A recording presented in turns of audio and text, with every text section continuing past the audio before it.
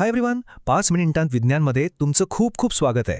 आज आपण एका अशा प्रवासाला निघालोय जो आपल्याला थेट लाल ग्रहावर म्हणजे मंगळावर घेऊन जाणार आहे. आपण नेहमीच विचार करतो की या एवढ्या मोठ्या विश्वात आपण एकटेच आहोत का, आणि उत्तर कदाचित आपल्या शेजारीच म्हणजे मंगळावर दडलेलं असू शकतं. तर आजचा आपला सर्वात मोठा प्रश्न आहे, मंगळावर खरंच कधी जीवन होतं का? चला तर मग या सर्वात मोठ्या रहस्याचा माग काढूया. आणि हे अगदी बरोबर आहे. विचार करा, CSI मार्स. आपण एका अशा गुन्ह्याचा तपास करतोय जो अब्जावधी वर्षांपूर्वी घडलाय.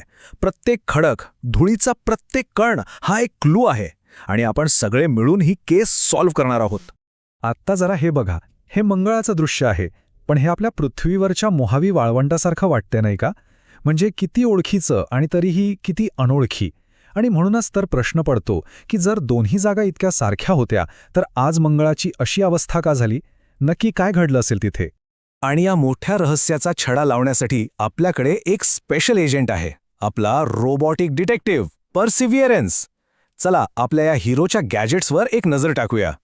आपण मंगळावर याआधीही रोवर्स पाठवले आहेत, पण पर्सिव्हिअरन्स म्हणजे खरंच नेक्स्ट लेव्हल आहे. हा फक्त इकडून तिकडे फिरणारा रोबोट नाही, तर ही एक चालती फिरती हाय टेक सायन्स लॅब आहे. आपण पाठवलेला आतापर्यंतचा सगळ्यात स्मार्ट डिटेक्टिव्ह असं म्हणायला हरकत नाही. ओके, तर जीवसृष्टी शोधायची म्हणजे नक्की काय शोधायचं?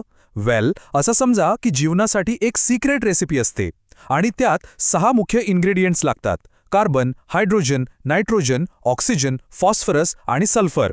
सायंटिस्ट याला प्रेमाने सिनॉप्स म्हणतात, आणि हे जिथे सापडतील तिथे जीवनाची शक्यता वाढते. आणि हीच CHNOPS रेसिपी शोधण्यासाठी पर्सिव्हिअरन्सकडे काय काय आहे बघा.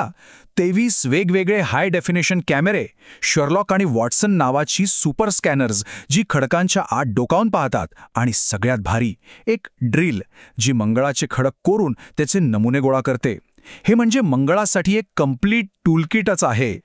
पण ही सगळी भारी उपकरणं मंगळावर पोहोचली कशी? हा प्रवास अजिबात सोपा नव्हता, कारण मंगळावर पोचण्याआधी येतो तो सर्वात धोकादायक टप्पा, फक्त 7 मिनिटांचा. पण शास्त्रज्ञ त्याला म्हणतात 7 मिनिट्स ऑफ टेरर. कल्पना करा, पॅराशूट उघडलंय तरीही पर्सिव्हिअरन्स तब्बल 200 मैल प्रति तास या वेगाने खाली येतोय.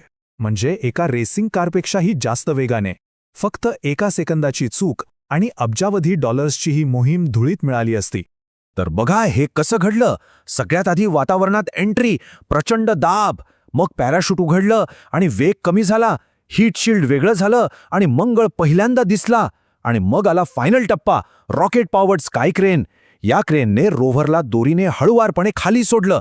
सगळं काही ऑटोमॅटिक, आणि हे सगळं फक्त काही मिनिटात घडलं. आणि मग तो आवाज आला, टचडाऊन कन्फर्म्ड. पर्सिव्हिअरन्स मंगळाच्या पृष्ठभागावर सुरक्षित आहे. नासाच्या कंट्रोल रूममधला तो जल्लोष, तो क्षण, आपण यशस्वी झालो होतो, आपला डिटेक्टिव्ह मंगळावर पोहोचला होता. ओके, तर लँडिंग तर झालं, पण आता खरी डिटेक्टिव्हगिरी सुरू होणार आहे. आपलं मिशन सुरू झालंय जेझेरो क्रेटरमध्ये. हे काय साधंसुधं खड्डं नाही, तर अब्जावधी वर्षांपूर्वीचं एका नदीचं विस्तीर्ण खोरं आहे, जिथे कधीकाळी पाणी वाहत होतं. आणि जिथे पाणी तिथे. तर आपण मंगळावर डायनोसॉरशी हाडं नाही शोधत आहोत, आपण शोधतोय स्ट्रोमॅटोलाइट्स. आता हा शब्द जरा मोठा आहे, पण कल्पना अगदी सोपी आहे. असं समजा, अब्जावधी वर्षांपूर्वी सूक्ष्मजीव एकत्र वसाहत करून राहत होते, आणि त्यांच्यामुळे जे खडबडीत थरांचे खडक तयार झाले तेच हे स्ट्रोमॅटोलाइट्स, म्हणजे सूक्ष्मजीवांच्या शहरांचे जीवाश्म. आणि आपल्याला हे कसं माहीत? कारण आपल्या पृथ्वीवर सुद्धा असे स्ट्रोमॅटोलाइट्स आहेत. पश्चिम ऑस्ट्रेलियामध्ये सापडलेले हे खडक पृथ्वीवरच्या सर्वात जुन्या जीवसृष्टीचे पुरावे आहेत. म्हणूनच मंगळावर काय शोधायचं याचं ट्रेनिंग पर्सिव्हिअरन्स टीमने इथेच घेतलं. आणि याच कारणामुळे जेझेरो क्रेटरची निवड केली गेली. लॉजिक अगदी सरळ आहे. पृथ्वीवर जिथे प्राचीन नद्या आणि तलाव होते तिथे जीवसृष्टीचे पुरावे सापडतात. त्यामुळे मंगळावर जीवसृष्टी शोधायची असेल तर अशाच ठिकाणी शोधायला हवं. It's the perfect hunting ground.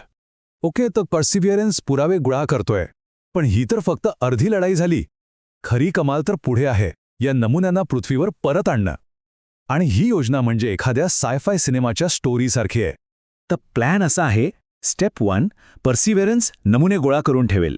मग एक दुसरा छोटा फेच रोवर येऊन ते उचलून घेईल. स्टेप 2, तो रोवर हे नमुने एका मिनी रॉकेटमध्ये टाकेल आणि हे मंगळावरून उड्डाण घेणारं पहिलं रॉकेट असेल.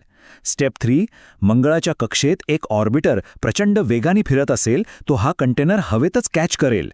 आणि स्टेप 4, मग सुरू होईल पृथ्वीकडे परतीचा प्रवास. ही किती क्रेझी आहे.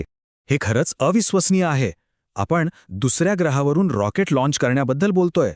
हे इतिहासात पहिल्यांदाच होणार आहे. ही फक्त एक मोहीम नाही, तर भविष्यातल्या अंतराळ प्रवासाची ही नांदी आहे. पण या सगळ्या धावपळीनंतर एक मोठा प्रश्न उरतो. आपण हे नमुने पृथ्वीवर आणले आणि समजा ते रिकामे नसले तर? म्हणजे जर त्यात खरंच मंगळावरच्या जीवसृष्टीचा एक लहानसा का होईना पण पुरावा सापडला तर? आपल्या या विश्वाकडे पाहण्याचा दृष्टिकोनच बदलून जाईल, नाही का? जर तुम्हाला हे आवडलं असेल तर लाईक बटन नक्की दाबा, सगळ्यांसोबत शेअर करा आणि अधिक माहितीसाठी सबस्क्राईब करा. तुम्हाला काय वाटतं ते खाली कमेंट्समध्ये नक्की सांगा. भेटूया उद्या ह्याच वेळेला.